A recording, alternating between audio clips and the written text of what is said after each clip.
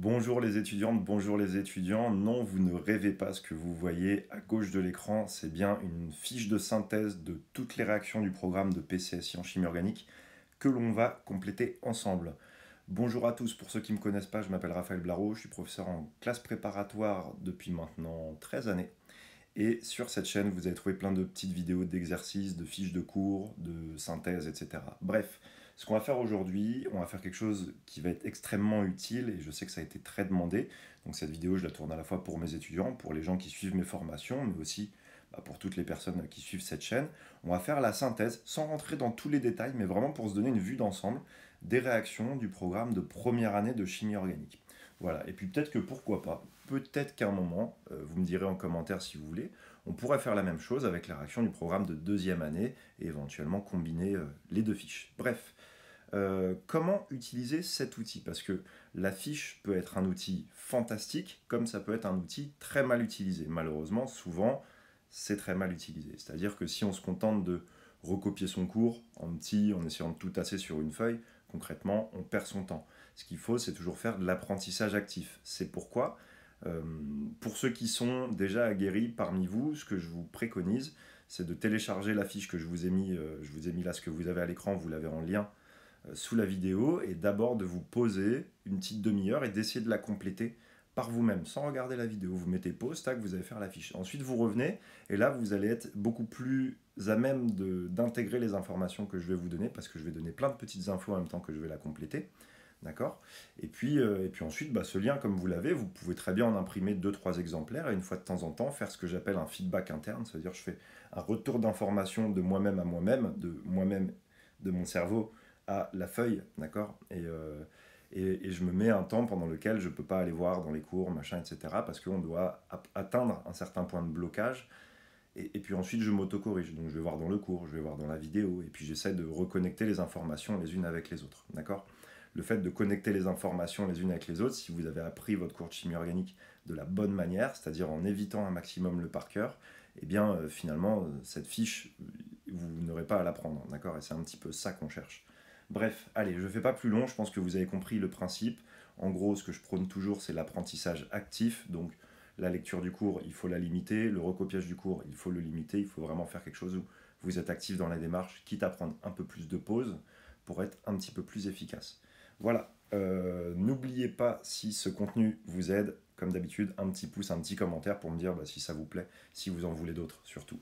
Voilà, allez, on a fini pour la partie administrative et les petits conseils de début, c'est parti. Alors moi je vous propose qu'on démarre par les réactions qu'on voit souvent au début du programme. Généralement on va commencer par les halogénoalcanes. Je vais mettre un point d'honneur à nommer un petit peu tout ce qu'on va trouver dans cette fiche et on va dire que je vais mettre, je vais mettre en vert les noms des groupes fonctionnels. Pouf, ça devrait être pas mal comme ça. Donc hop, on va commencer par ici. Donc ici on va avoir la famille des halogénoalcanes. À droite, on voit que on fait intervenir un nucléophile. Donc je vais mettre en bleu la nature des réactions. Donc là, on serait sur une substitution nucléophile qui peut être soit une ESN1, soit une ESN2. Et dans tous les cas, ça va nous permettre de remplacer l'halogène que j'ai noté X, l'halogénure qui joue le rôle de groupe partant, par un nucléophile. Et donc là, je ne peux pas vraiment nommer le groupe fonctionnel parce que ça dépendra de la nature du nucléophile. Hein. Si ici j'utilise une amine, je vais former une amine de classe supérieure. Je peux utiliser du cyanure, je peux utiliser tout un tas de nucléophiles, un autre halogénure, un alcool, de l'eau, bref, il y a plein de possibilités. De l'autre côté, on a un travail avec une base forte et du chauffage. Donc ça correspond typiquement à des conditions pour faire de la bêta-élimination. Et en l'occurrence, si on devait parler du mécanisme, ici, ça serait un mécanisme bêta E2 qu'on aurait. Et donc dans ce cas-là, on va former un alcène. Alors je peux éventuellement ajouter en rouge des informations sur les mécanismes. Pour la bêta-élimination, quand on est dans les conditions base forte chauffage, clairement, on est sur un mécanisme de E2, ça veut dire que ça va être le mécanisme concerté, d'accord, et quelle que soit la classe de l'halogénoalcane en fait, même si ça a une petite influence. Globalement, base forte concentrée, oui j'ai oublié de mettre concentré, mais si la base forte est concentrée avec du chauffage, on va plutôt aller sur une E2, les exceptions, il y en a, mais elles sont assez rares. Les éliminations monomoléculaires, on les verra plutôt dans le cas des alcools.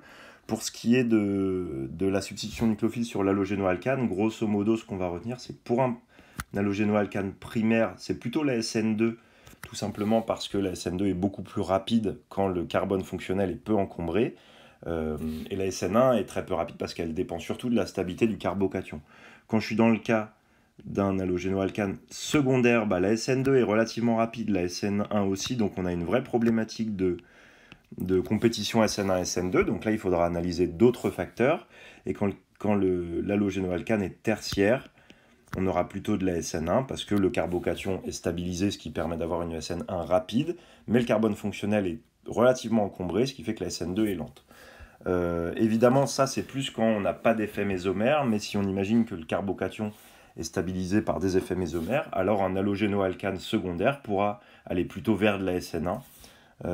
Donc après, ça a modulé en fonction des autres facteurs évidemment, mais globalement, on aura ce schéma-là. Si j'ai un halogénoalcane secondaire, quels critères on peut regarder? Là, je vous renvoie, je vais vous mettre peut-être des liens en description, mais j'ai fait toute une série de vidéos en détail sur la SN1, sur la SN2, sur la compétition, mais on va regarder la force du nucléophile, on va regarder la polarité du solvant, etc. Bref, ça fait déjà pas mal de détails. Maintenant, revenons, hop, oui, juste une chose que je voulais ajouter, pour la compétition entre la bêta-élimination et la SN, ce qui va jouer, ça va être en particulier le réactif. S'il est très basique, on ira vers de la bêta-élimination et peu nucléophile. S'il est nucléophile et peu basique, on ira vers de la SN. S'il est les deux, typiquement un alcoolate, ça peut faire un peu les deux types de réactions. Dans ce cas, on va regarder d'autres facteurs, par exemple la température. Et je précise que dans certains ouvrages, on voit que température élevée, contrôle thermo, bêta-élimination, contrôle cinétique SN, c'est totalement faux. En réalité, les deux réactions ici sont sous contrôle cinétique. Donc c'est juste que quand vous chauffez, vous accélérez davantage la bêta-élimination que la substitution nucléophile. Et donc, ça fait que finalement, à basse température, la SN est plus rapide que la bêta-élimination. Et à haute température, c'est la bêta-élimination qui est plus rapide. Bref, allez, je continue. Maintenant, on revient à notre halogénoalcane qui réagirait avec des ions hydroxydes pour donner une entité. Cette entité, en revenant avec un hydracide, X désignant toujours un halogène ici, eh bien reconduirait ici, on a forcément un alcool. Donc là, on aurait le propane de Hall. Donc ici, nous avons un alcool. Ce qui fait qu'on a une substitution nucléophile pour aller de l'alcool à l'halogénoalcane, et pour aller de l'halogénoalcane à l'alcool. Et pour aller de l'alcool à l'halogénoalcane, il faut se rappeler que OH est un mauvais groupe partant. Donc avec HX, en fait, il y a une activation électrophile avec le H+, et ensuite la substitution nucléophile. Donc d'un point de vue de la nature de la réaction, on peut rester sur une SN, mais si on devait détailler un mécanisme ici, on aurait, je vous mets entre parenthèses, une étape acido-basique pour activer l'alcool. Ça, c'est à vous de l'écrire, on l'a déjà vu en cours. Suivi d'une SN ici qui serait plutôt une SN1. Plutôt une SN1 parce que dans le cas où on est en milieu acide, pour le coup, le milieu acide stabilise les carbocations, comme on est en milieu très polaire, et donc la SN1 sera plus favorable que la SN2, même si c'est secondaire. Si bien que, eh bien voilà, on a un mécanisme en 3 étapes, puisque la SN1 fait 2 étapes et il y a l'activation préalable. Ensuite, ici, on peut passer de l'alcool à l'alcène. Donc ici, on est également dans une bêta-élimination. Donc on peut dire que c'est une bêta-élimination, ou aussi le nom de la réaction, c'est une déshydratation d'alcool, puisqu'il y a perte d'une molécule d'eau. Donc c'est une déshydratation d'un alcool acido-catalysé, même on peut dire. Ensuite, je vous propose de regarder cette voie de synthèse où on passe de l'alcool à, ici, un hétéroxyde. Et donc, normalement, la synthèse des hétéroxydes, vous devez penser à la synthèse de Williamson. Donc, la synthèse de Williamson, elle va s'effectuer, alors je vais mettre des réactifs en noir, en 2 étapes. Premièrement, il me faut une base très forte pour déprotoner l'alcool. Donc, je vous rappelle que le pK du couple alcool-alcoolate, il est autour de 17. Donc, pour avoir une réaction quantitative, il me faudra une base dont le pKa est de 20 ou plus. On va prendre une base très forte, par exemple NaH, qui est un donneur d'hydrure. Et donc, NaH, ça donne H-, qui est dans le couple H2H-, qui a un pKa autour de 35. Et dans une deuxième étape, une fois que j'aurai formé l'alcoolate, donc si j'aurai un O avec une charge moins qui est plus nucléophile, donc je fais une activation nucléophile, on fait une ESN avec un CH3 électrophile. Donc par exemple, on pourrait prendre un halogénoalcane, CH3I. ça irait très bien.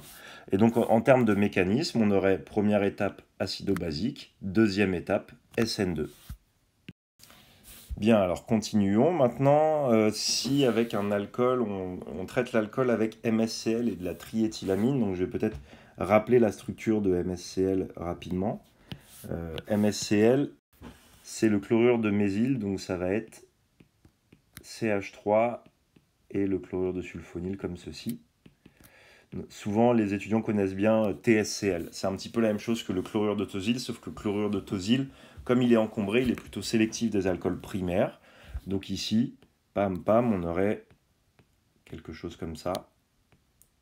Et donc ce qu'on forme ici, ça s'appelle un ester sulfonique. Pourquoi? Parce qu'on reconnaît un groupe ester. En fait, s'il y avait un carbone, il n'y aurait qu'une double liaison ici, et ça ferait un ester. Donc là, c'est un ester sulfonique. Alors, c'est quoi l'avantage des esters sulfoniques? En fait, l'idée, c'est qu'on forme un très bon groupe partant. D'accord? C'est que ce groupement-là, on avait OH dans un alcool qui est un mauvais groupe partant. Ici, on a un très bon groupe partant.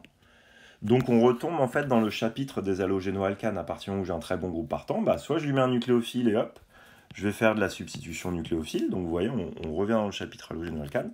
Soit je mets une base et je chauffe, et donc on va faire une bêta-élimination. Et là, vous pourrez me dire, bah ouais, mais pourquoi je ne fais pas juste l'activation avec l'alcool, avec un H+. C'est ce qu'on a fait là, finalement. Quand je protonne l'alcool, je fais ce qu'on appelle un alkyloxonium avec un bon groupe partant, H2O, et donc je reviens dans le chapitre halogénoalcane. Et c'est exactement le même principe. La différence, c'est surtout que le milieu acide, parfois, il y a certaines fonctions qui vont être sensibles. Imaginez que vous avez une molécule avec plusieurs groupes fonctionnels, il y a des fonctions qui ne vont pas tolérer le milieu acide, et donc dans ce cas, ça peut être intéressant de passer par un ester sulfonique, et donc d'utiliser un milieu plutôt basique. Donc en fait, ça va dépendre du reste de la molécule. Et ben voilà, déjà, vous voyez, le bas de la fiche de synthèse est bien rempli. Donc maintenant, hop, on va passer sur la création de liaisons CC. Donc l'halogénoalcane, on va le traiter avec du magnésium solide en excès et de l'éther. On va donc se retrouver ici avec un organomagnésium mixte. Donc pour rappel, les précautions sont très nombreuses à prendre pour la synthèse d'organomagnésiens. Notamment, le solvant doit être anhydre et puis on doit empêcher toute présence de composés protiques, donc que ça soit de l'eau ou n'importe quel autre composé protique, puisque je vous rappelle que l'organomagnésien, en fait, sa particularité, c'est quoi? C'est que le carbone est chargé négativement, et si bien qu'en fait, c'est un nucléophile très fort et une base très forte. En général, ce qu'on veut, le but de l'organomagnésium, c'est qu'on l'utilise pour former des liaisons carbone-carbone, c'est ce qu'on va voir juste après. Mais si jamais sa basicité a l'occasion de s'exprimer, de capter un proton, ça le détruit immédiatement. Donc la moindre goutte d'eau peut faire foirer la manip. Donc effectivement, il y a des précautions, je ne vais pas toutes les rappeler, d'accord? Ça c'est dans les cours. Pour ceux qui suivent mon cours ou mon programme, vous l'avez déjà vu en détail, et puis pour les autres, normalement, si vous êtes en train de remplir cette synthèse, c'est que vous avez déjà eu des cours de chimie organique. Mais j'insiste là-dessus, retenez bien nucléophile fort, base forte, et ce qu'on veut, c'est que la nucléophilie s'exprime pour former des liaisons CC, si on devait synthétiser. Un seul cas où on souhaite utiliser la basicité, c'est quand on veut former les organomagnésiens acétyléniques, c'est-à-dire avec une triple liaison. Bref, je ne m'étale pas sur ce sujet-là. Maintenant, je vous demandais de passer de l'étape organomagnésien à l'alcool primaire qui est ici. Donc là, on va analyser la chaîne carbonée tout simplement. Donc alcool primaire. Pam.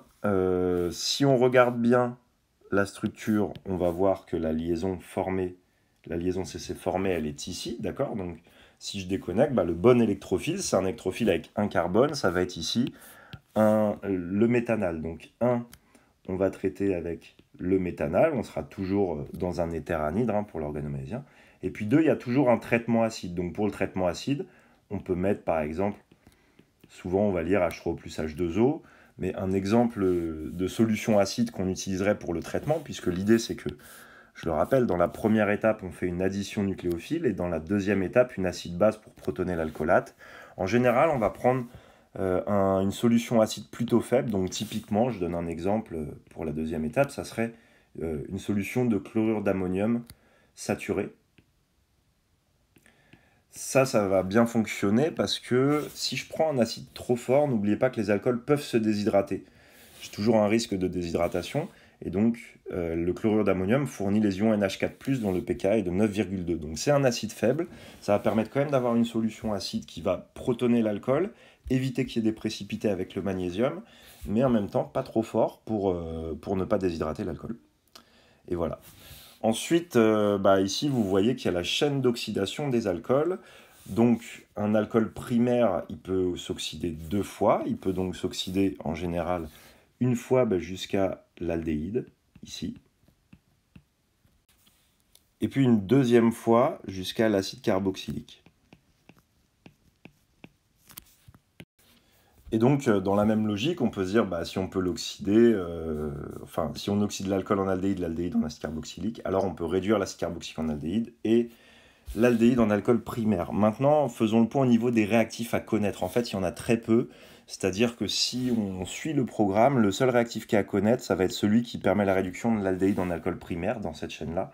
Donc ce serait typiquement NaBH4, par exemple dans de l'éthanol. Sachant qu'il y a aussi une hydrolyse ultérieure, il y a un traitement acide. Alors le traitement acide, on ne le précise pas toujours, je sais que ça perturbe les étudiants. Pourquoi on ne le précise pas toujours? Parce que ça fait partie de ce qu'on appelle le traitement du brut réactionnel, le workup. De même que dans une synthèse avec un organomagnésium, il se peut que des fois on ne vous précise pas la deuxième étape, pour autant on n'isole jamais l'alcoolate. Donc en fait vous êtes censé savoir que même si on ne vous la précise pas, cette étape est présente. Voilà, donc ce réactif-là est à connaître évidemment, le NaBH4, qui va réduire aussi les cétones en alcool secondaire, j'y viens après. Par contre, il n'y a pas de réactif que vous devez connaître de l'acide carboxylique à l'aldéhyde, ni de l'alcool à l'aldéhyde et de l'aldéhyde à l'acide carboxylique. Traditionnellement, certains professeurs continuent d'enseigner, par exemple, le réactif de Sarrett, ici, oxyde de chrome dans la pyridine. Et on retient souvent, moi je disais aux étudiants, avec s'arrête, ça s'arrête. Et donc on se rappelait que ça s'arrêtait à l'aldéhyde, parce que si j'arrive à oxyder en m'arrêtant à l'aldéhyde, ça veut dire que j'ai fait une oxydation ménagée et que j'arrive à ne pas pousser l'oxydation jusqu'à l'acide carboxylique. Voilà, en toute rigueur, ces réactifs ne sont pas à connaître. D'ailleurs, le réactif de Sarrett, le chrome au degré d'oxydation 6 qu'on a dans CrO3 est très toxique, donc finalement on ne l'utilise plus trop. Voilà, mais connaissez la chaîne d'oxydation, et par contre, ce qu'on peut vous demander, c'est d'identifier la nature d'une réaction. Par exemple, si je vous donne un alcool qui s'oxyde en aldéhyde, je vais vous demander comment tu justifies que c'est une oxydation.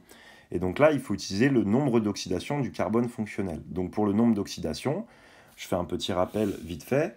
Pour un atome donné, ça va être... En fait, l'idée, c'est que normalement, je vais casser toutes les liaisons et rendre la liaison à l'atome le plus électronégatif, puis regarder la charge restante sur l'atome. Bref, je ne refais pas tout le cours sur le nombre d'oxydation, mais l'idée c'est que ça va donner plus 1 pour chaque liaison avec un atome plus électronégatif, ici j'ai un oxygène, moins 1 pour chaque liaison avec un atome moins électronégatif, n'oubliez pas ici j'ai 2 hydrogènes, si bien que, et le carbone ne comptera pas, donc ici j'aurai un nombre d'oxydation de moins 1 parce que j'ai plus 1 pour l'oxygène et moins 2 pour les 2 hydrogènes. Quand je passe à l'aldéhyde, quand je passe à l'aldéhyde, ici, les liaisons... Mince, j'ai un bug. Les liaisons multiples vont compter multiples. Ça veut dire que je vais avoir plus 2 pour la double liaison avec l'oxygène et moins 1 pour celle avec l'hydrogène. Donc le NO passe à plus 1.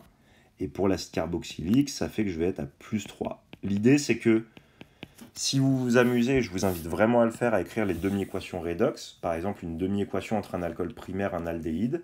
La variation du nombre d'oxydation vous donne le nombre d'électrons échangés. Donc ici, le delta NO vaut 2. Et pareil entre l'aldéhyde et l'acide carboxylique. Donc c'est comme ça qu'on va identifier facilement qu'on a une oxydation ou une réduction.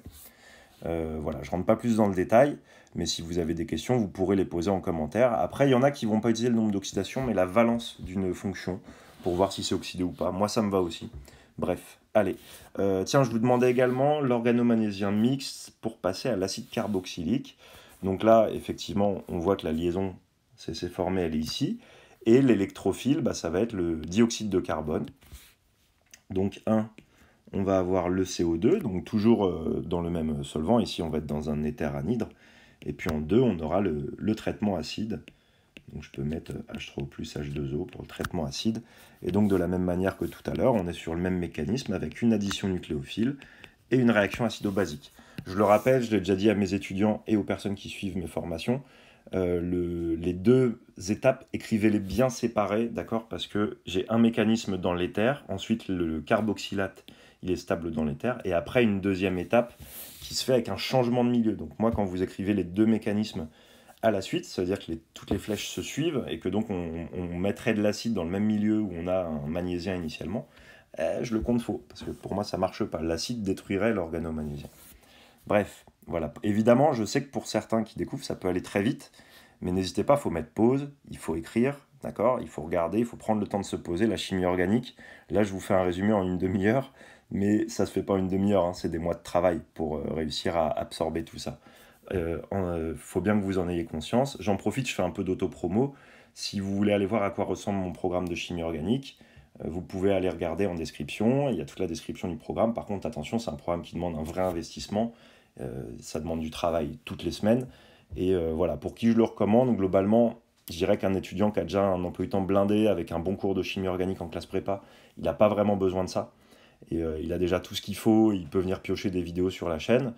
Par contre, quelqu'un, par exemple, qui aura besoin de devenir très solide en chimie organique, mais qui a un petit peu, comment dire, qui est laissé un petit peu à lui-même et qui n'est pas assez encadré. Donc, par exemple, pour les collègues qui veulent passer les concours de l'enseignement, typiquement l'agrégation, interne surtout, c'est surtout ce public-là en fait qui va venir chercher ce programme-là. Et là, pour le coup, c'est exactement ce qu'il vous faut. Bref, si vous avez des questions, vous me les posez en commentaire et nous, on continue notre boulot.